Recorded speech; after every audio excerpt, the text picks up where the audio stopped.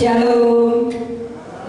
Shalom. Haleluya, puji Tuhan. Selamat pagi semuanya, selamat ucapkan selamat datang, selamat beribadah. Tuhan Yesus berkati pada hari ini. Mari kita tundukkan kepala, kita berdoa. Bapa yang di surga, kami ucap syukur buat pagi yang indah ini. Tuhan sudah memberkati kami. Bila kami Tuhan, anak-anak-Mu datang di hadapan Engkau, kami mau beribadah kepada Tuhan. Kami rindu memuji dan memuliakan nama Tuhan. Terlebih kami rindu akan kebenaran firman-Mu. Tuhan hadir di tempat ini. Tuhan memberkati kami semuanya. Terima kasih Tuhan Yesus. Terima kasih. Kami mulai ibadah ini hanya di dalam nama Tuhan Yesus Kristus. Haleluya. Amin. Puji Tuhan. Mari jemaat Tuhan, kita bangkit berdiri. Kita mau membaca ayat hafalan kita pada pagi hari ini yang terdapat di dalam Efesus 5 ayat 15 sampai 16. Dengan ketiga kita mulai 2, 3. Karena itu, perhatikanlah dengan seksama bagaimana kamu hidup. Janganlah seperti orang bebal, tetapi seperti orang arif. Amin.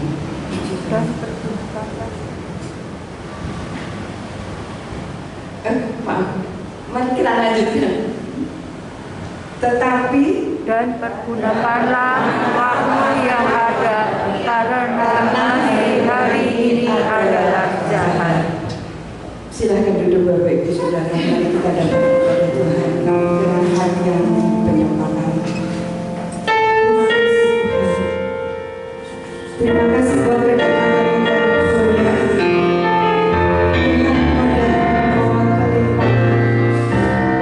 Yesus, Engkau datang membawa kesembuhan kami semua.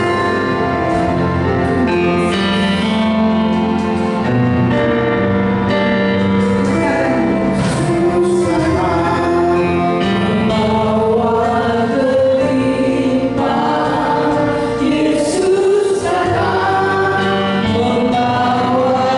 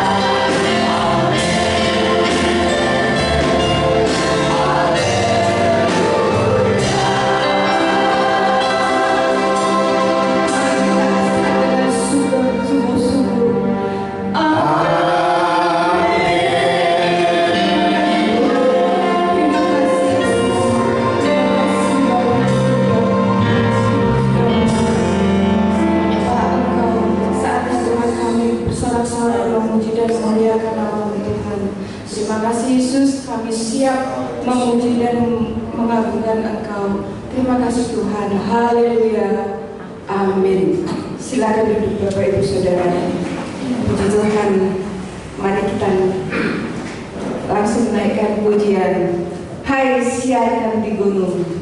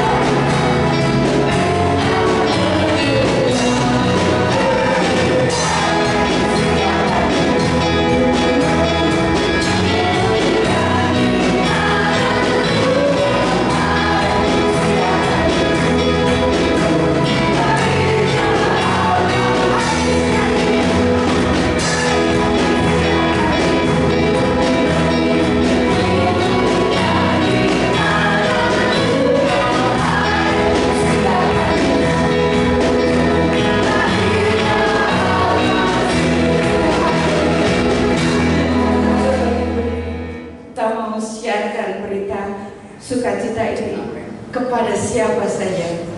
Puji Tuhan, mari kita sambut Sang Raja.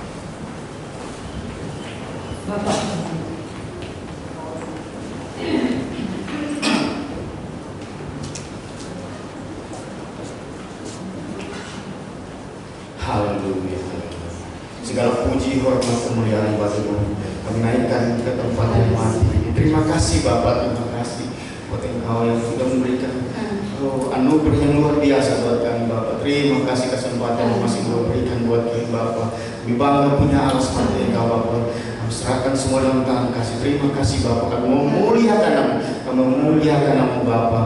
Kami naikkan pujian penyembahan pada Bapak. Terima kasih Bapak. Bentar lagi kami mau memberikan persembahan Bapak. Berkati kami Bapak. Biar persembahan ini boleh berbau harum di hadapan Bapak. Kami serahkan semua dalam tangan kasih Bapak. Berkati kami. Biar kuasa melingkupi kami. Kami serahkan semua dalam tangan kasih-Mu.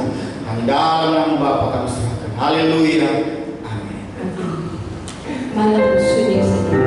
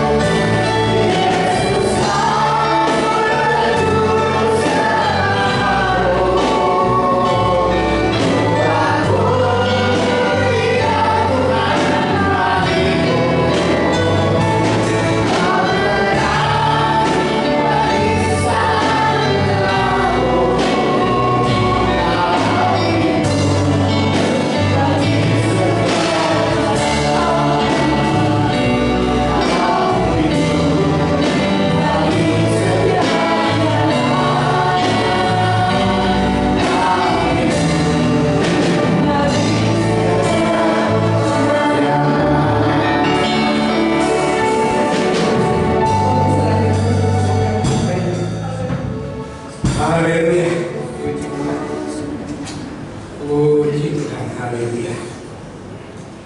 Haleluya. Nanti dengan kasih Kristus. Ibu Satima, saya sudah maju ke depan berdoa.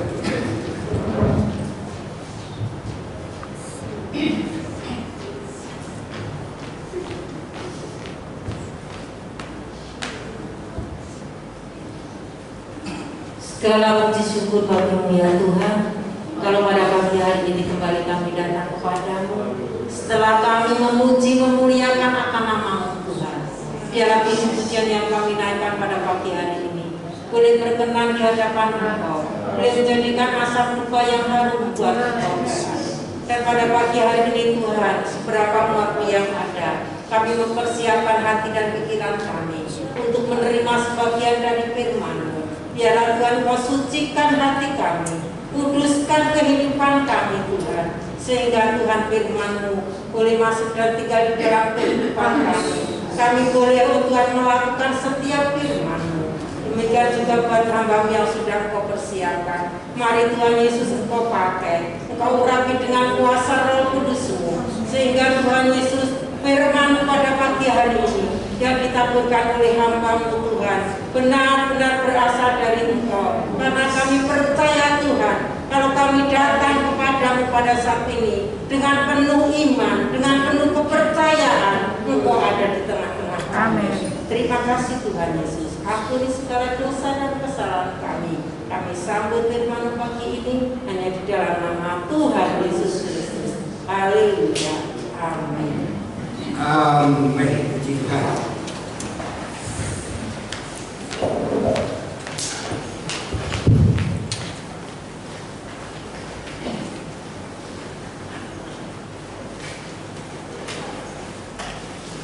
Mari saudara, rasanya kita membuka hati kita, kita mendengar firman Tuhan dengan baik, dengan perhatian, dengan sungguh-sungguh.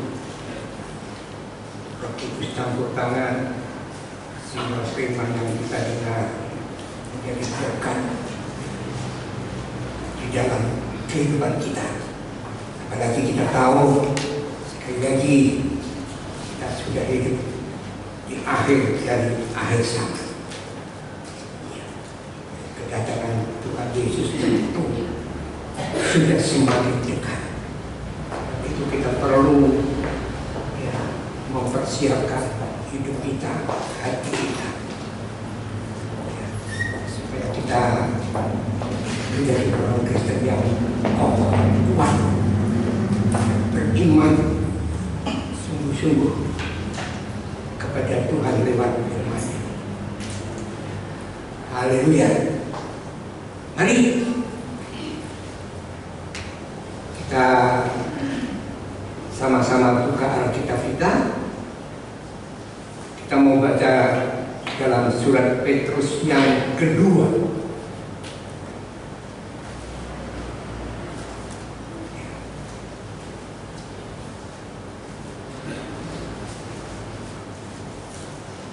Hari-hari ini seperti kata seluruh umat Tuhan yang mempunyai satu kegiatan fokus untuk merayakan Natal, memperingati kedatangan Yesus, kelahiran Yesus ke dalam dunia. Tapi jangan lupa kita juga harus fokus dengan kedatangan Yesus yang kedua kali. Amin, saudara. Jadi jangan fokus hanya dengan Natal. Kita disebutkan dengan Natal, tapi kita juga harus fokus dengan kedatangan Yesus yang kedua kali.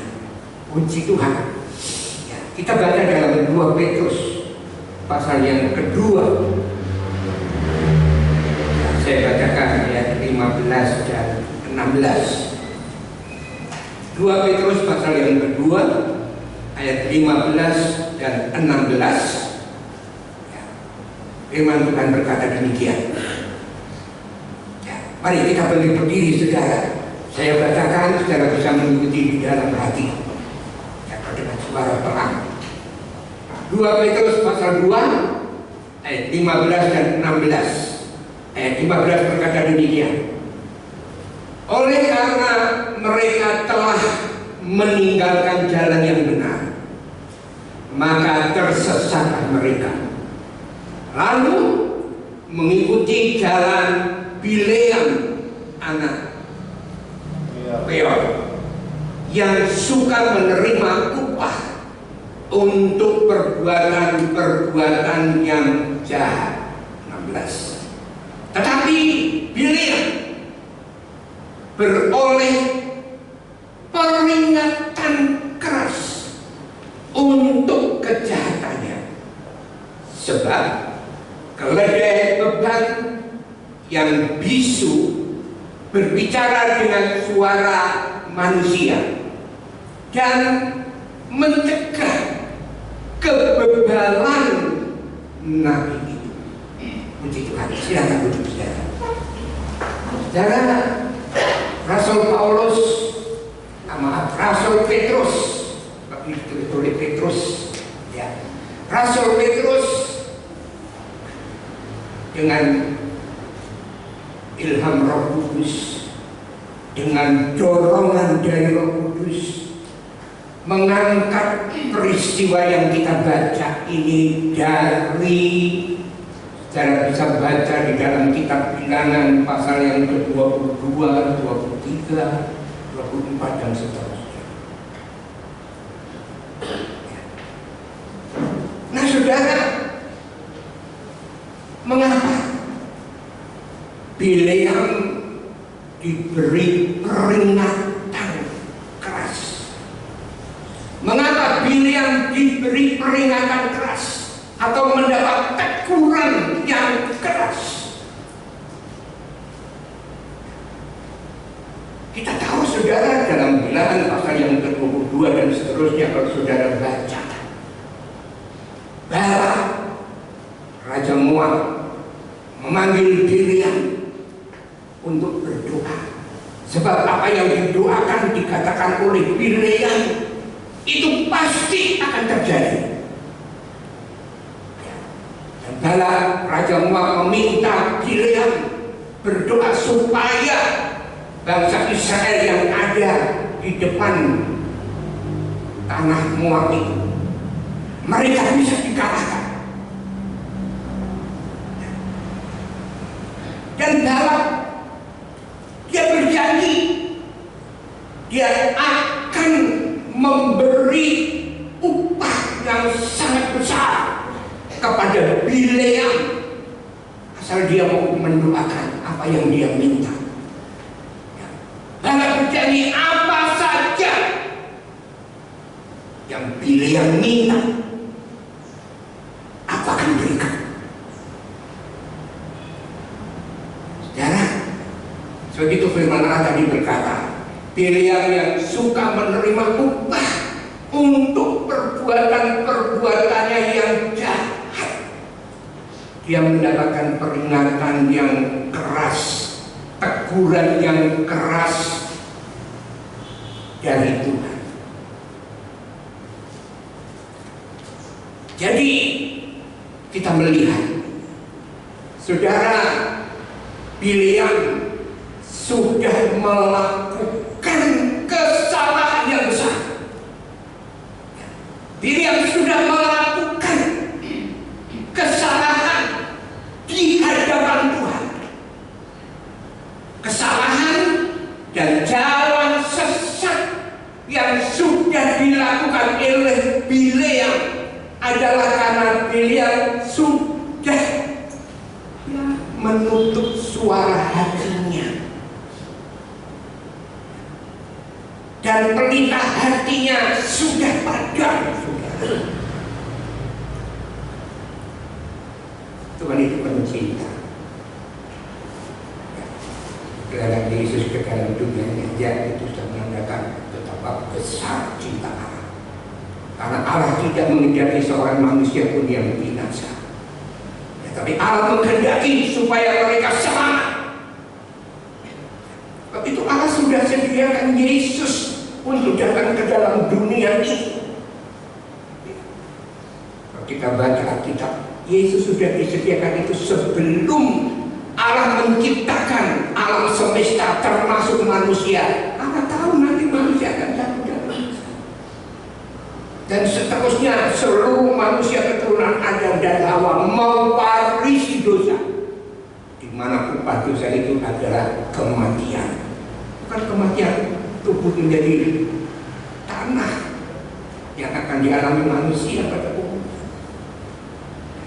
tapi kematian yang kekal. Neraka itu untuk Lucifer, iblis, setan, dan seluruh pengikutnya. Tapi karena manusia jatuh dalam dosa, nah upah dosa itu akhirnya manusia akan dimasukkan dalam kematian yang kekal, neraka, saudara. Kalau bilang kematian kekal aja katanya, tapi kalau bilang neraka itu rasanya lebih menang gitu, saudara. Nah, sebab itu Allah yang mencintai manusia. Ya, saat manusia menyimpang, termasuk saudara dan saya, dari jalan Tuhan, sudah mendapatkan anugerah keselamatan, tapi masih bisa menyimpang dari jalan Tuhan, meninggalkan jalan Tuhan, tidak menghargai anugerah Tuhan. Nah, saat manusia, orang-orang percaya menyimpang dari jalan Tuhan, Tuhan itu mempunyai banyak macam cara, saudara. Untuk apa? Untuk mencegah. Dan kalau perlu menegur manusia, orang-orang percaya, anak-anak Tuhan yang akal liciknya iblis membuat kita menyimpang dari jalan Tuhan. Apalagi kita sudah hidup di hari-hari terakhir, iblis akan bekerja luar biasa. Iblis akan bekerja luar biasa. Nah, di dalam ayat bacaan kita tadi, kita melihat Tuhan sudah menegur ini kesalahan Bileam, saudara, melalui seekor keledai. Ya, tapi keledai ini dia dapat berbicara kepada Bileam, ya, ini dengan bahasa manusia. Ya, dalam Bilangan pasal yang ke-22 kalau saudara baca ayat 21 seterusnya, 3 kali keledai ini ya, menyelamatkan Bileam, saudara. Saudara baca, sebab keledai ini melihat ada malaikat dengan pedang terhunus, ya, akan membunuh ini Bileam. Tapi keledai yang melihat ini yang menyingkir masuk ke ladang. Bileam kembalikan ke jalannya. Marah kok, jalannya kok malah menyimpang masuk ke ladang. Jalan lagi, masuk kebun anggur di mana kiri kanan ada tembok. Di situ kembali keledai ini melihat malaikat Tuhan dengan pedang terhunus. Keledai ini mau merapatkan dirinya ke tembok sehingga Bileam tentu terkejar. Marah Bileam. Menjadi keledai jalan terus. Untuk ketiga kalinya keledai ini melihat ini malaikat dengan pedang terhunus ada di depannya. Lalu ini keledai dia meniarakan dirinya,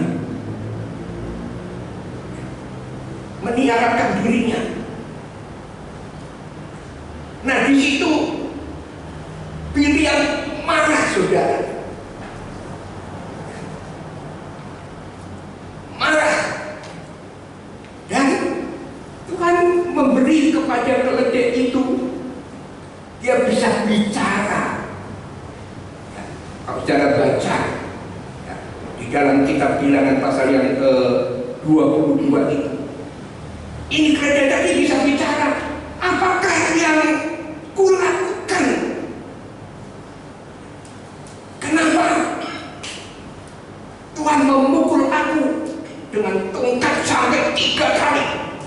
Padahal seumur dia melayani Biliam belum pernah dipukul. Tapi kali ini dia dipukul 3 kali. Seharusnya Biliam harusnya kaget saja. Kenapa gereja ini bisa bicara dengan bahasa manusia?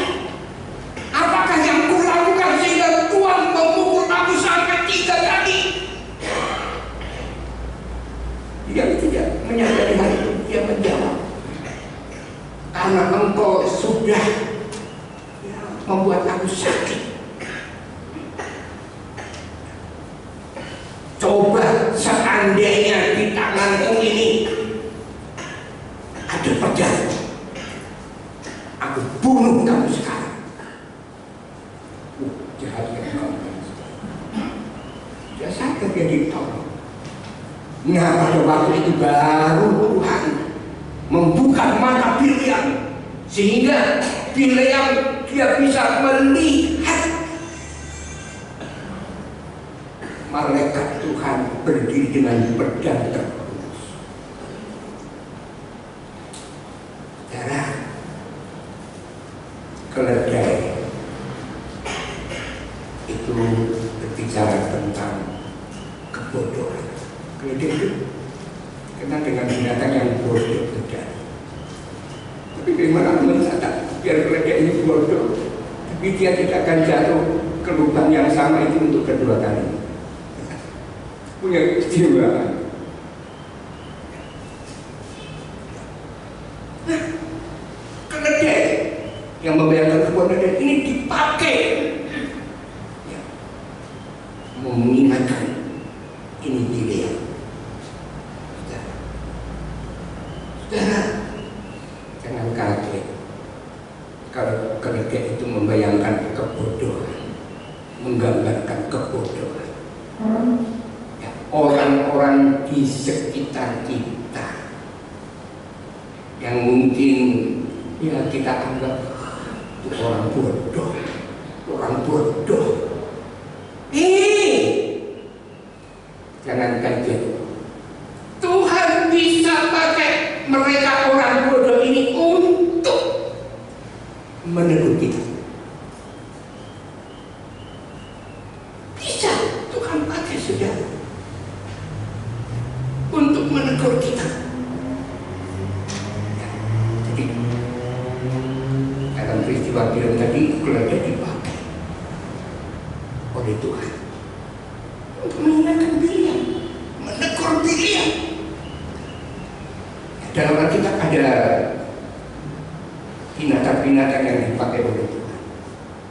Saya ingat Yunus yang diperintahkan oleh Tuhan pergi ke Niniwi. Beritakan kabar kalau mereka tidak bertobat, mereka akan dihukum oleh Tuhan. Harusnya Yunus ini pergi dia ke utara, ke Niniwi. Tapi karena sesuatu yang ada kebencian di dalam hati Yunus ini, karena ini orang Niniwi, bangsa Asyur ini terlalu banyak menyusahkan bangsanya, bangsa Israel. Berapa banyak keluarga, orang-orang, kekayaan dan sebagainya. Jadi ada perasaan ya, jadi kalau orang bilang nasionalisme, pembelaan, dia menganggap perintah Tuhan di situ. Pembalasan itu di tangan Tuhan. Dia bicara. Yang penting mengampuni. Artinya ke utara, dia pergi ke selatan, turun ke Yapo, ke pelabuhan, naik kapal untuk pergi ke Tarsis. Dia naik kapal, turun ke bagian kapal yang paling bawah. Dia pikir Tuhan tidak melihat, Tuhan tidak tahu. Nah, kalau saudara saya tahu firman Tuhan, kan Tuhan itu maha tahu, dia maha ada, tidak ada yang tersembunyi. Ya, ada sendiri berkata, kemana aku bisa lari? Oh, tsunami di sana Tuhan ada. Kalau enggak alam besar orang mati di sana Tuhan ada. Tidak ada yang bisa lari. Itu Tuhan saudara dan saya. Maha kuasa tapi kasihnya luar biasa. Tidak lari masuk ke bawah. Tuhan tahu. Tuhan kiri seekor ikan raya yang besar sudah dipersiapkan. Ya, badai datang. Terpaksa. Kita tahu ceritanya persis. Terus berkata, itu semua gara-gara aku. Karena aku tidak mematuhi perintah Tuhan, tidak mentaati perintah Tuhan. Buang aku. Badai ini akan hilang, dibuang. Itu Tuhan saya suruh siapkan seekor ikan raya besar, itu dilempar mengangkat. Ada dalam sejarah dimakan ikan besar itu manusia bisa hidup. Tapi juga masih hidup karena ada dalam kuasa Tuhan, dalam rencana Tuhan. Saya percaya Tuhan punya rencana yang terbaik untuk saudara dan saya. Tapi jangan kita Tuhan punya rencana lalu kita enak. Justru kita harus berjuang supaya rencana Allah yang hebat, yang mulia itu digenapi dalam hidup kita. Perlu perjuangan. Ya pasti kita harus mentaati perintah Tuhan, mengasihi Tuhan dengan sungguh-sungguh. Masa depan kita itu ada di tangan Tuhan. Bukan kekayaan, bukan kepandaian, bukan kedudukan, bukan. Memang itu perlu saudara. Terus itu dia bertobat. Dia bertobat. Ikan disuruh lempar Yunus ke Niniwe, dilempar saja, memuntahkan saja. Terus memberitakan kabar supaya mereka harus bertobat kalau tidak ada hukum. Dan luar biasa yang sudah baca, mereka bertobat. Raja sampai rakyat dan sampai binatang-binatangnya. Oh, disuruh puasa 3 hari 3 malam. Tanda mereka bertobat, menyadari kejahatan mereka, kesalahan mereka. Ikan bisa dipakai. Ya, mungkin juga burung gagak juga bisa dipakai oleh Tuhan untuk memelihara Elia di musim kelaparan. Burung gagak yang dikenal rakus, ya waktu dapat makanan nggak peduli sama teman-temannya, pokoknya dia makan sendiri. Ya pokoknya terkenal rakus, kejam. Bisa dipakai Tuhan. Ya pagi sore membawa roti dan daging untuk makanan Elia. Ada kenal rakus, dia tidak ambil sedikit pun, tidak secara jujur dalam artian tidak jujur dalam ini. Dia lakukan dipakai oleh Tuhan.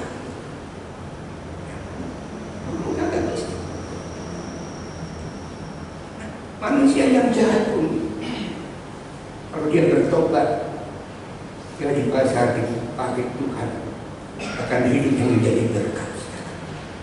Saya kenal itu Sakeus. Sakeus itu kepala bangun cukai. Dia kejam, dia tidak mengenal belas kasihan, dia pemeras. Ya, dia orang yang paling kaya, kepala pemungutan di Yeriko. Tapi kekayaannya yang banyak itu tidak membuat hatinya merasa damai, merasa tentram, merasa tenang. Tidak, saudara. Sampai akhirnya dia mendengar tentang Yesus, dia melihat orang-orang begitu sukacita datang mencari Yesus, mengikut Yesus. Dia ingin tahu orang macam apa ini Yesus. Dia pergi di usahanya, pekerjaannya sebagai kepala pemungut cukai ditinggal. Saya harus melihat Yesus, ketemu Yesus. Tapi karena dia orangnya pendek, simpel, orang yang memiliki Yesus itu bukan cuma puluhan, ratusan, ribuan. Saya tidak bisa melihat Yesus. Tapi dia punya tekad. Dia tidak putus asa, dia berusaha. Apa yang harus saya lakukan? Dia lihat, oh Yesus anaknya ke sana, dia ada di sana. pohon. Zakheus bukan orang pandai, kepala kamu juga. Dia ketawa, dia lari. Gak peduli dia orang dengan pakaian bagus, karena saking kepala kamu mencukai.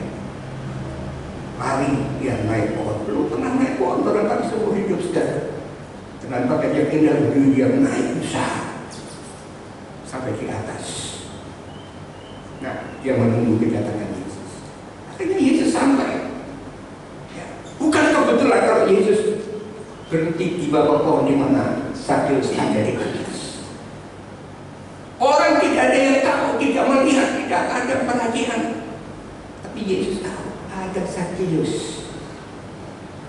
Ya, secara tertulis ceritanya.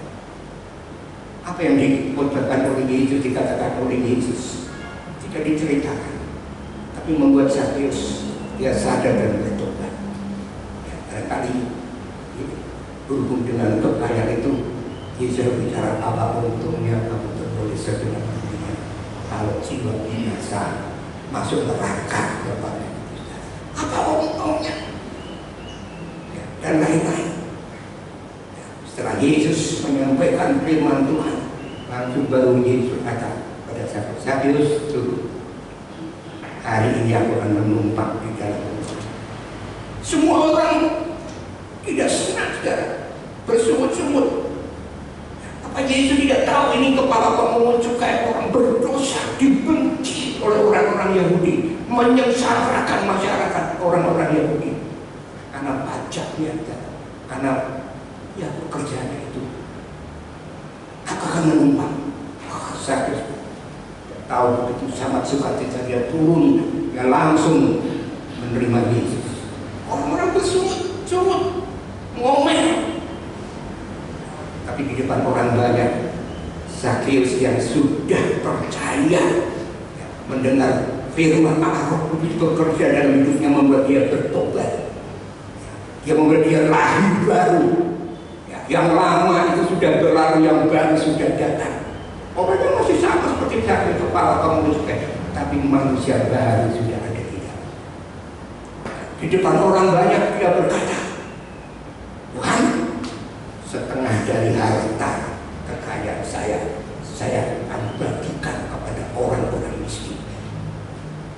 Orang banyak yang mendengar itu barangkali sangat kaget. Mana itu bisa terjadi? Kuasa Tuhan, kasih karunia Tuhan, anugerah Tuhan. Setengah harta saya bagikan kepada orang miskin. Dan kalau ada yang aku peras, aku kembalikan 4 kali ganda. Dikembalikan saja sudah baik, sudah. Orangnya berterima kasih. Apalagi dikembalikan 4 kali ganda. Oh. Itu bisa terjadi. Kasih dan kuasa Yesus selalu mengubah sesuatu. Saya waktu merenungkan ini, saya ingat ya, sudah 50 tahun lebih saya baca itu. Nah, itu peristiwa terjadi mungkin sudah 100 tahun lalu. Ya. Terjadi di Amerika ketika gerakan, istilahnya gerakan Pantekosta itu. Seorang kaya, dia pemilik perusahaan pasta gigi, namanya pasta gigi apa ya? Colgate apa? Pasta gigi. Nah, tapi orang ini dia percaya kepada Tuhan, mengasihi Tuhan, sudah dirubah oleh Tuhan. Ya, saya ada baca ya, dari keuntungannya. Dia hanya mengambil 1/10 untuk kehidupannya, termasuk keluarganya. 9/10-nya lagi dia berikan untuk pekerjaan Tuhan. Cara bisa bayangkan, untuk penginjilan pada itu mengirim penginjil ke seluruh dunia, perlu biaya. Nah, salah satu ini berikan bantuan kepada, kalau sekarang ada yayasan panti jompo ya, orang-orang yang sudah tua. Nah, kemarin di Solo ada itu, di disebut tentang orang-orang yang bisa seusia lanjut, usia indah juga diganti. Nah, panti jompo dibantu, yayasan yatim piatu dibantu, orang-orang miskin, pokoknya dia serahkan. Gak tahu gimana. Ya, tapi saya percaya karena itu firman dan Roh Kudus yang sudah membuka mata hatinya. Firman Tuhan kata, kamu lahir dia bawa apa-apa, mati tidak bawa apa-apa. Itu betul, sudah itu firman Tuhan. Kamu tabur, kamu tuai. Tabur baik, terima yang menuai yang baik. Tabur jahat ya, menuai yang jahat. Pasti saudara.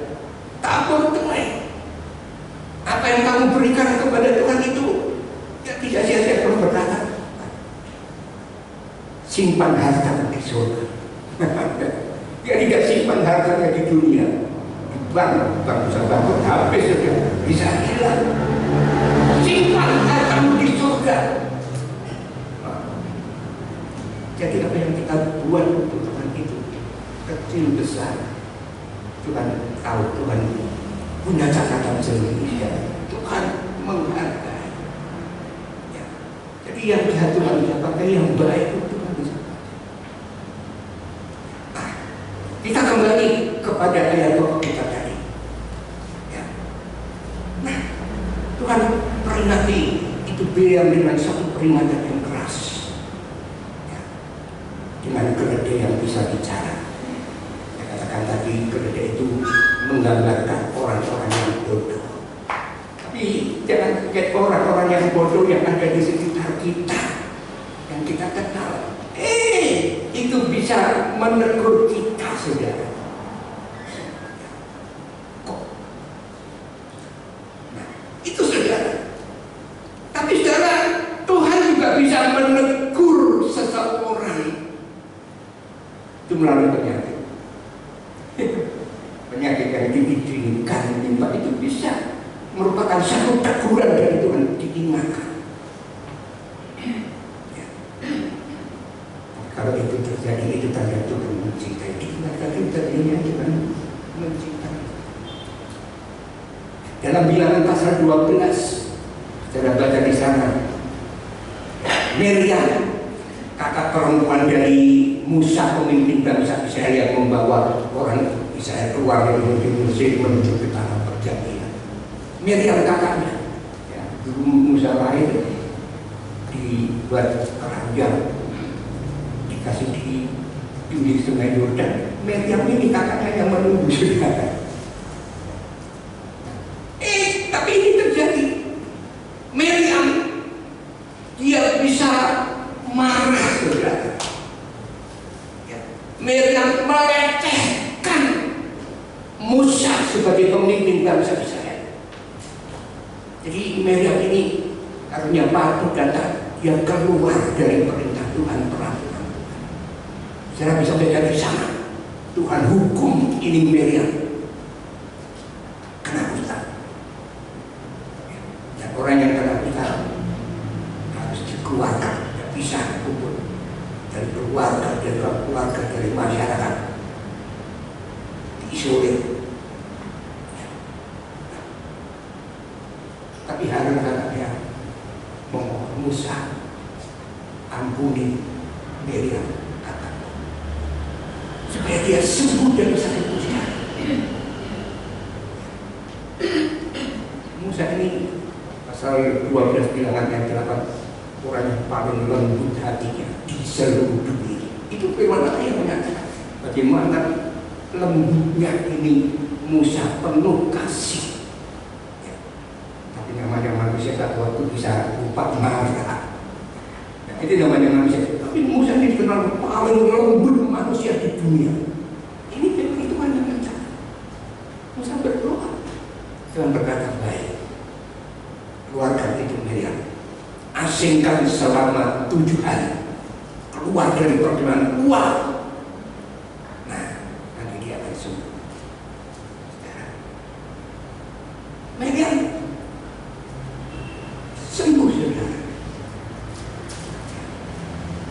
Tapi dia harus bertobat.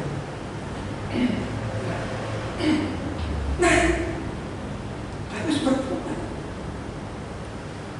Tuhan juga bisa semua manusia, termasuk kita sebagai anak-anak Tuhan pun. Ya, Tuhan bisa menegur, mengingatkan kita dengan peristiwa-peristiwa yang terjadi di dunia sekarang ini. Ada badai lalu besar, ada gempa bumi. Itu merupakan peringatan dari Tuhan bahwa saudara dan saya kita sudah hidup di akhir zaman. Ya, gunung meletus. Semeru meletus, bukan main. Bencana-bencana apa, peristiwa-peristiwa yang terjadi di dalam dunia ini, itu juga bisa merupakan satu peringatan dari Tuhan. Nah, buat saudara dan saya berkata, segala tanda ini akan terjadi sebelum aku datang. Itu satu peringatan. Jadi kita harus mempersiapkan diri saudara. Tapi kalau peringatan itu diberikan kepada kita, apapun bentuknya, itu tanda bahwa Yesus mengasihi saudara dan saya. Tuhan sangat mencintai saudara dan saya. Nah, sebagai anak-anak Tuhan, Tuhan selalu memperingatkan melalui firman Tuhan. Disampaikan oleh hamba Tuhan, disampaikan oleh siapa? Melalui firman Tuhan, Tuhan bisa memperingatkan kita, saudara. Firman Tuhan. Sebab itu setiap kesempatan kita gunakan dengan sebaik-baiknya untuk baca firman Tuhan. Oh, luar biasa. Firman Tuhan itu sempurna. Jadi melalui firman Tuhan, Tuhan bisa berbicara kepada kita. Coba kita baca Amsal Sulaiman pasal 12 ayat 1. Amsal Sulaiman pasal 12 ayat 1 berkata demikian, saudara.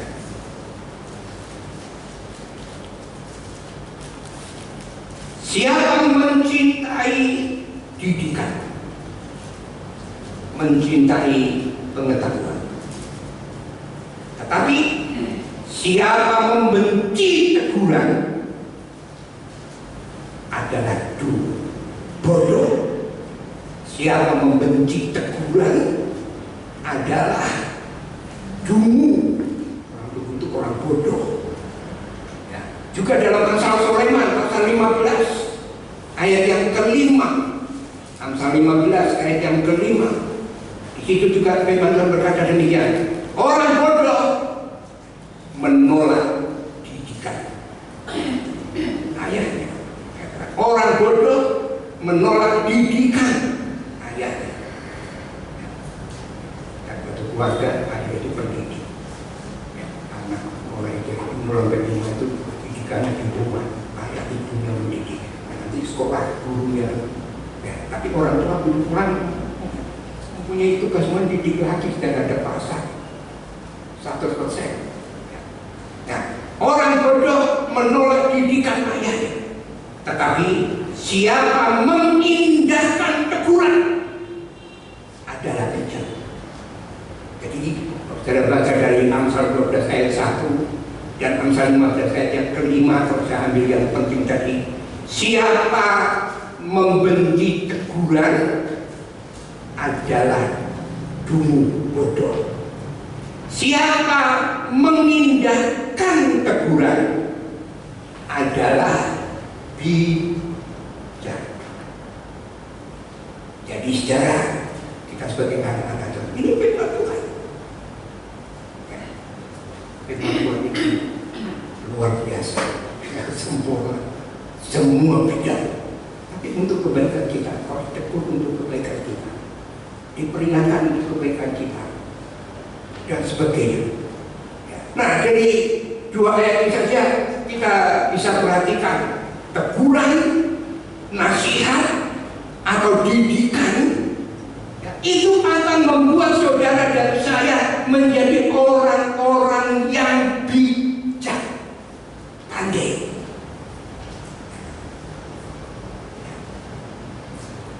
Dan yang pasti, kalau kita memperhatikan sekali lagi teguran, nasihat, didikan dari firman Allah akan membuat saudara dan saya hidup di dalam kebenaran.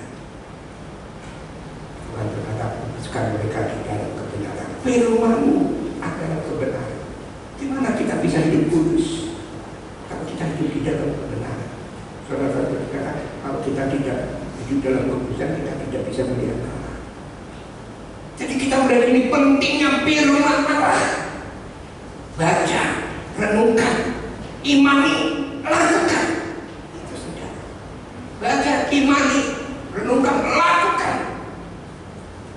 Itu firman Allah akan membuat saudara dan saya bisa hidup di dalam kebenaran. Rasul Paulus di dalam surat Ibrani, coba kita baca lagi. Ibrani pasal yang ke-12 ayat yang ke-11 berkata demikian.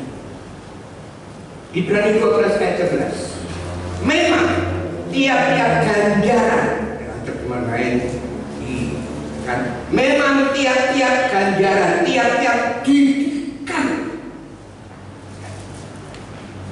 Siapa yang mendidik kita? Firman dan Tuhan. Memang tiap-tiap didikan pada waktu ia diberikan, dididik, diajar, dinasihati firman Tuhan, tidak mendatangkan sukacita, tetapi duka cita. Tetapi kemudian ia menghasilkan buah kebenaran yang memberikan damai kepada mereka yang dilatih oleh.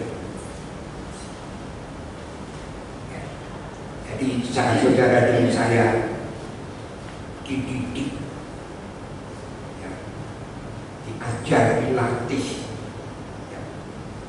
Jadi saat kita dilatih, dididik dengan kebenaran firman Allah, ya, untuk hidup di dalam kebenaran. Ya, sekali lagi, firman Allah mendidik melatih kita supaya kita hidup di dalam kebenaran, menjadi pelaku kebenaran. Rasanya memang tidak enak, saudara. Kita mau melakukan ini, kita firman Tuhan.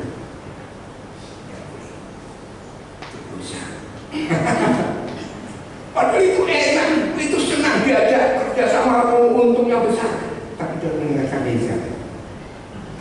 Gimana saya? Padahal keterangannya, oh, ini untungnya besar. Tapi itu keluar dari kebenaran firman Allah. Memang dosa itu manis, enak, menguntungkan, tapi akibatnya itu juga. Nah, sewaktu kita dididik, dinasihati, ditegur oleh firman Allah, memang rasanya tidak enak, saudara.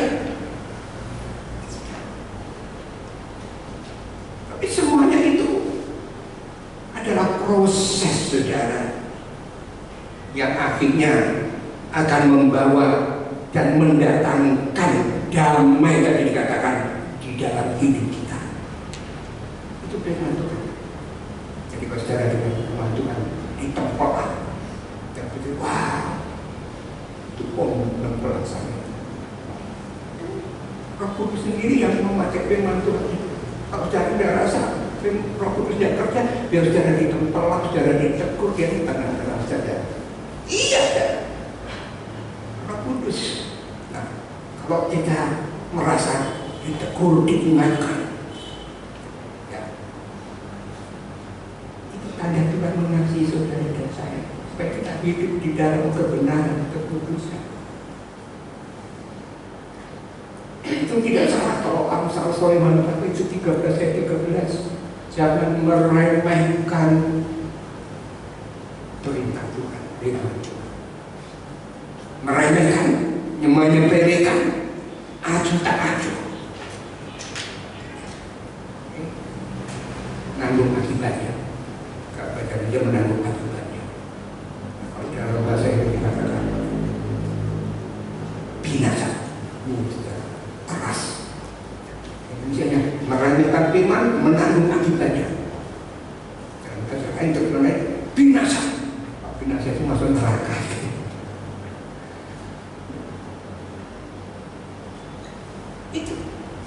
Tetapi siapa yang mentaati perintah akan menerima balasan. Orang yang mencintai Yesus pasti akan mencintai firman Allah. Amin. Tidak berani jawab, saudara. Tidak berani amin. Siapa yang mencintai Yesus, ya mestinya mencintai firman Allah. Yesus hanya berkata, kalau kamu mengasihi aku, turuti segala perintahku. Untuk apa kita menuruti segala perintah? Itu untuk keselamatan kita.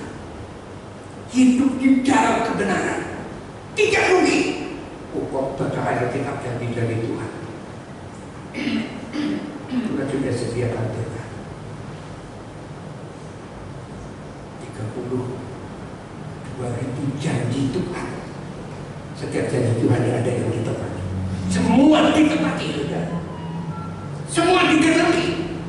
Nah itu saudara. Puji Tuhan. Nah, dan saudara dan saya, kita harus bersyukur kepada Yesus. Yesus mengasihi saudara dan saya. Dia naik ke surga bukan untuk enak-enak, dia berdoa untuk saudara. Iblis menjadi penuh, tapi Yesus selalu menjadi penggerak. Apa lihat tanganku yang berluka, pengorbananku. Maka mestinya menghukum kita berbuat dosa. Kalau Iblis lapor kepada Bapa, kalau Bapa tidak melihat pengorbanan Yesus, kaki Yesus sudah ada di aku berbuat dosa, dihukum kemana kalau kita mati?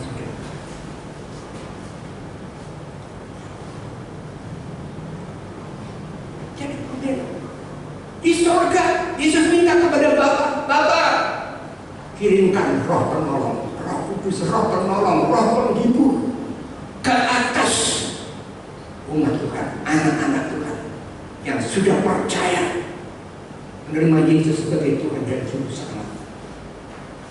Roh Kudus sudah ada, tapi Tuhan mau curahkan supaya memenuhi. Kita bersyukur Tuhan mengasihi kita, yang memberikan seorang penolong, Roh Kudus. Coba kita baca satu ayat Yohanes pasal yang ke-16 ayat yang ke-13 berkata demikian. Yohanes 16 ayat yang ke-13. Tetapi apabila Ia, Roh Kudus, datang, yaitu Roh kebenaran. Kudus itu roh kebenaran, ya, dia roh penolong, dia roh penghibur, roh kuasa, komplit saudara.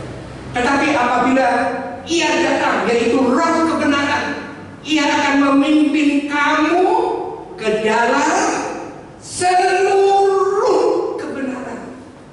Bukan sebagian 3/4, 90%, 99,3%, 100%, seluruh. Roh Kudus akan memimpin kamu kepada seluruh kebenaran, sebab Ia tidak akan berkata-kata dari dirinya sendiri, tetapi segala sesuatu yang didengarnya itulah yang akan dikatakannya, dan Ia akan memberitakan kepadamu hal-hal yang akan datang. Jadi Roh Kudus, penolong, roh penghibur, Roh Kudus itu dikatakan adalah roh kebenaran. Ya, dan tugas Roh Kudus yang ada di dalam kita, menyertai kita, dikatakan selama-lamanya itu berusaha membimbing, menuntun, mengajar seluruh kebenaran supaya kita tahu kebenaran dan hidup di dalam kebenaran dan melakukan itu kebenaran. Nah, Roh Kudus memimpin kita dalam seluruh kebenaran. Nah, sebab itu saudara, sebagai anak-anak Tuhan, tetapkan hati kita untuk ikut apa keinginan Roh Kudus. Kebenaran. Apa keinginan Roh Kudus yang ada dalam hidup kita? Izinkan Dia memimpin hidup kita. Jangan dibiarkan kamu Tuhan besar.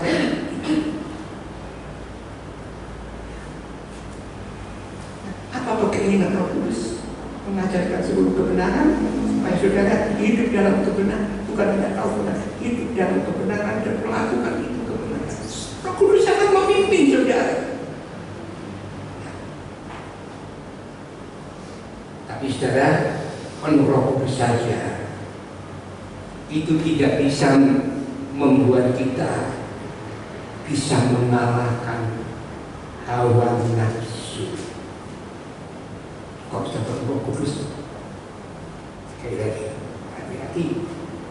Bukan kami tidak bisa mengalahkan semua hawa nafsu, tidak.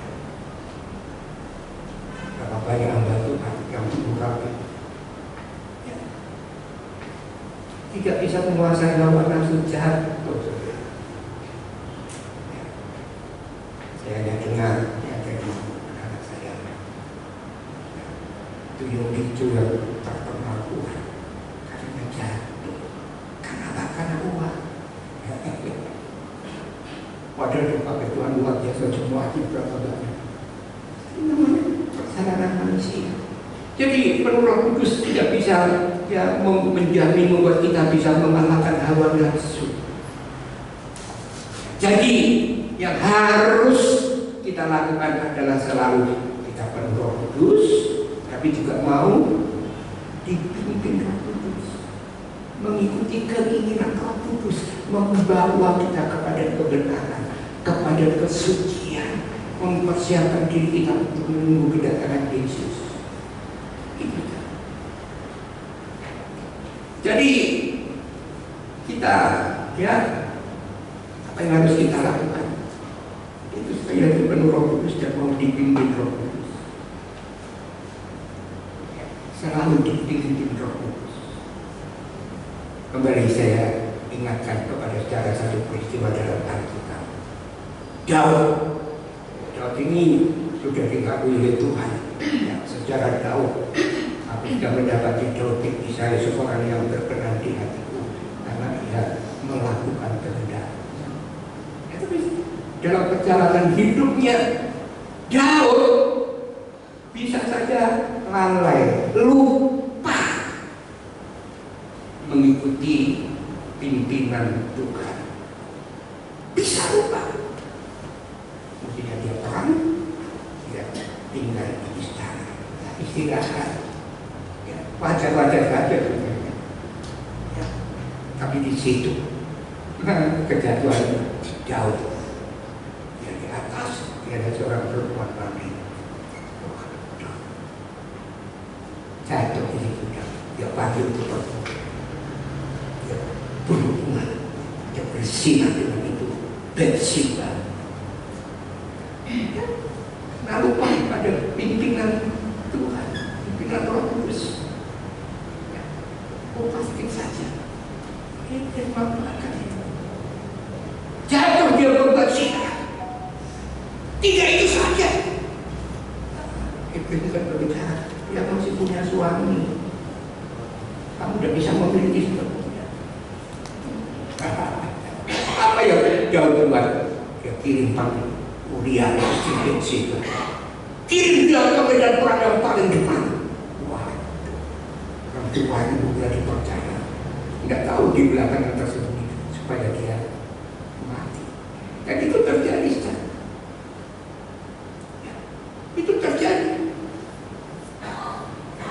Sudah ambil istrinya, dia bunuh suaminya. Kejam dan sudah dari Daud. Karena Daud itu seorang yang baik. Dan makhluknya, tapi dia pernah mengalami hal itu. Tapi bersyukur ketika Daud ditegur oleh Tuhan lewat dia mengirimkan hambanya Nabi Nathan. Dengan cerita begini, saya tahu persis orang kaya datang tamu, kemudian menjamu, dia ada mau potong ternaknya. Tetangganya yang satu diambil, sembelih itu menjauh. Dan tetap jangan untuk bunuh dia. Nathan langsung dia tunjukkan jarinya. Orang itu Tuhan. Nathan berani. Kalau Daud marah mati. Tapi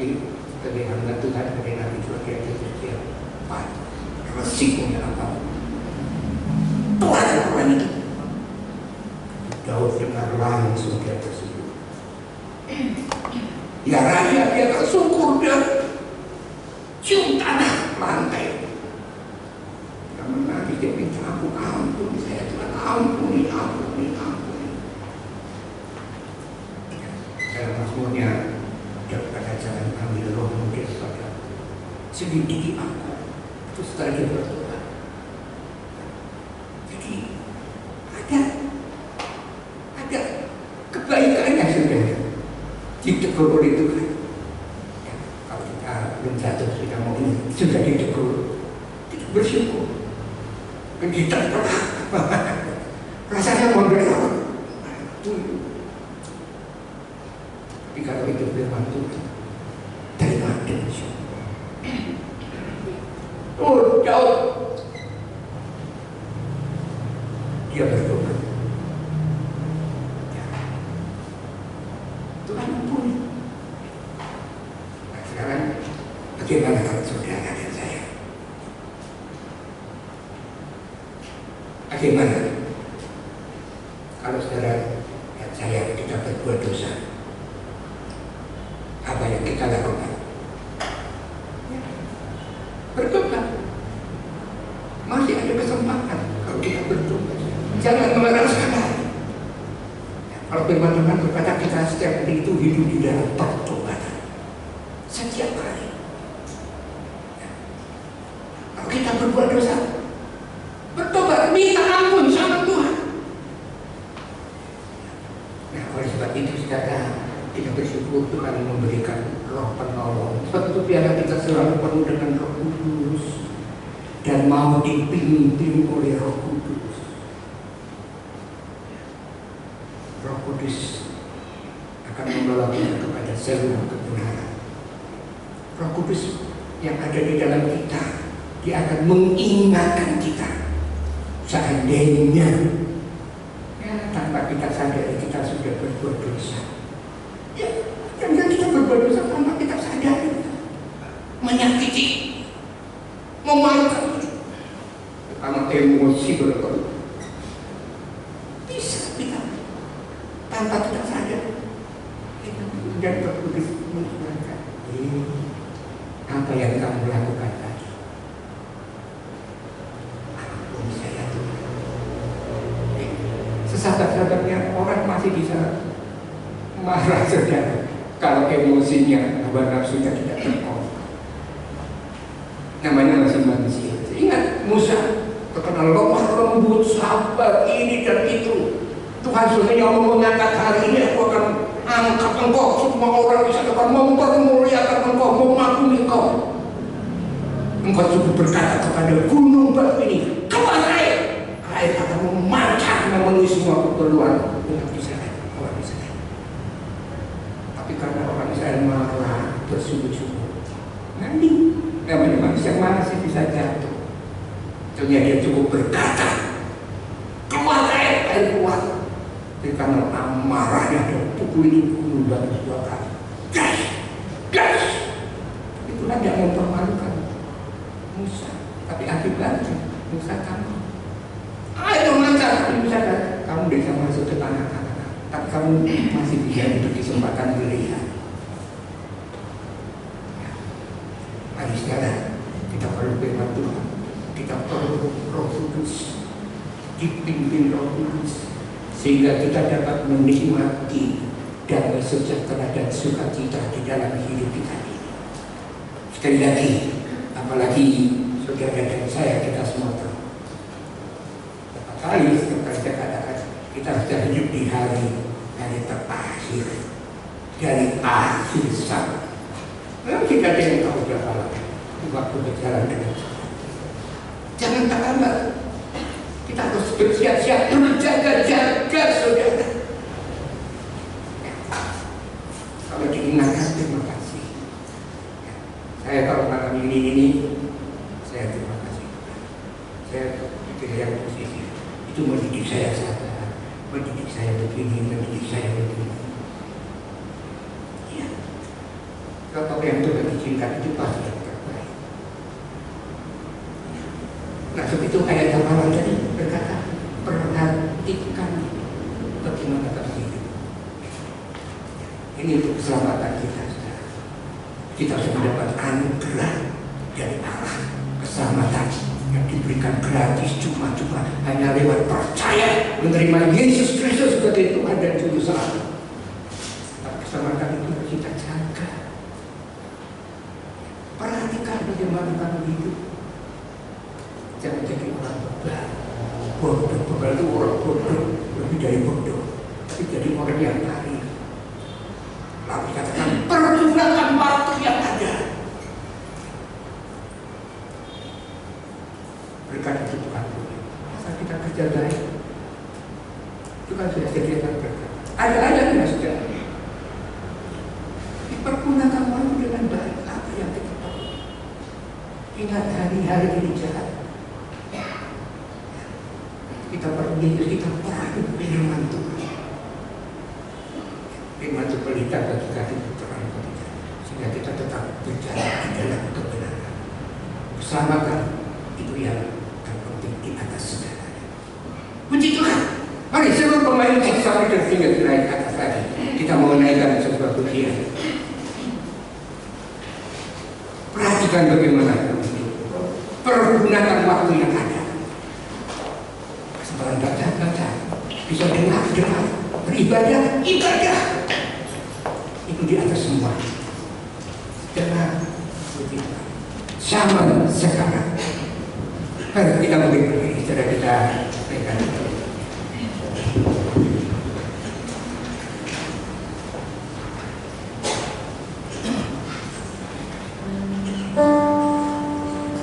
Haleluya.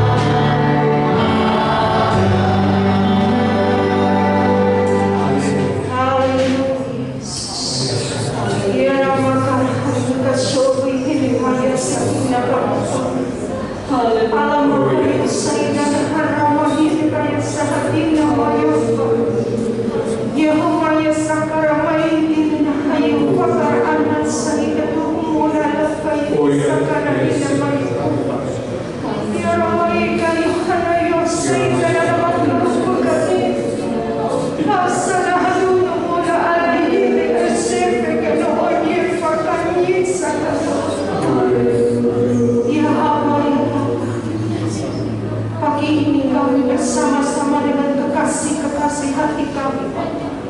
Kami menghadap hadirat. Kami mengucap syukur atas firman yang telah disampaikan oleh hamba. Firman yang menghidupkan kami, membuka hati kami untuk kami hidup dalam pertobatan, meninggalkan cara hidup kami yang lama, berlari kepada Engkau, Pak. Ampuni kami dalam segala sesuatu yang telah kami kerjakan yang membuat Engkau menangis melihat kami, Tuhan. Ampuni kami, Tuhan. Ampuni kami, Tuhan Yesus. Bawa kami, Tuhan, hidup di dalam kekudusan, hidup takut akan Engkau, Tuhan. Biarlah hidup kami diperbarui. Roh Kudus pimpin kami.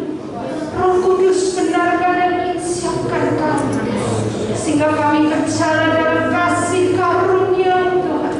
Kami tidak ingin tinggal di luar kasih karunia Tuhan Yesus. Tolong kami yang lemah ini dan tak berdaya ini.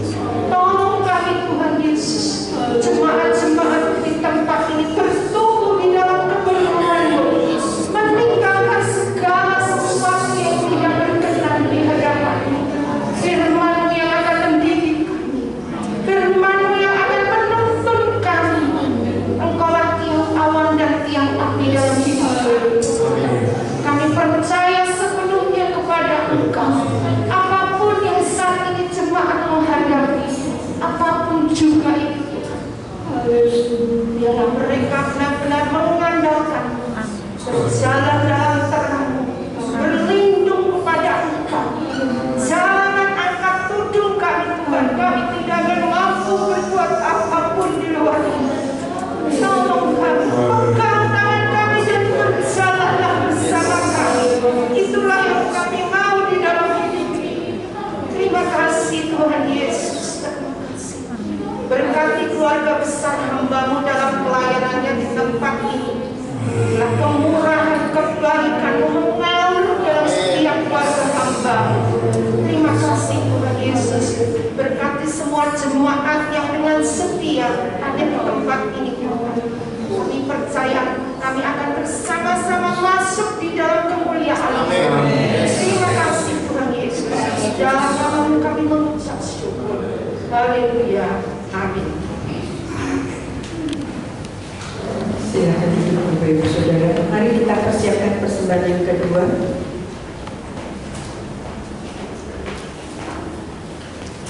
Kami akan dengan hormat kita berdoa. Terima kasih Bapak, terima kasih Bapak untuk firman yang boleh kami dengarkan pada siang hari ini. Biarkan lewat firman itu boleh mengubah setiap pribadi kami.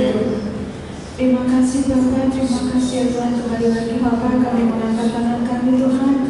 Kami membawa persembahan kami Tuhan. Ini persembahan kami Tuhan. Kami memberikan dengan rasa sukacita dan kerelaan hati kami. Biarkan persembahan ini boleh menjadi alat pelebaran kerajaan di tempat ini. Terima kasih Bapak, terima kasih. Kami memberikan persembahan ini hanya di dalam nama Tuhan Yesus Kristus. Haleluya. Amin. Amin. Yesus datang memberiku kelimpahan. Kita